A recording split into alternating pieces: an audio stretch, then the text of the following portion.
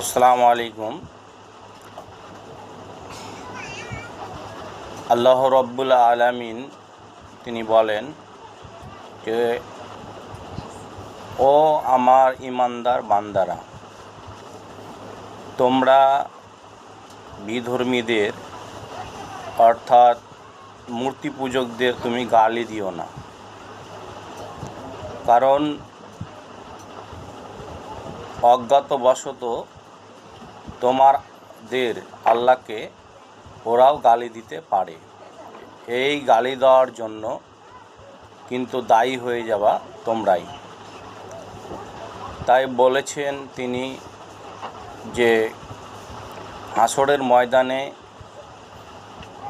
রোজ বিচারালয়ে নিজ নিজ কর্মের ফল তিনি তাদের হাতে তুলে দিবেন।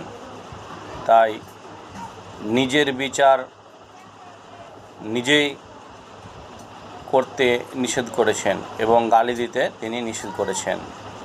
Thank you.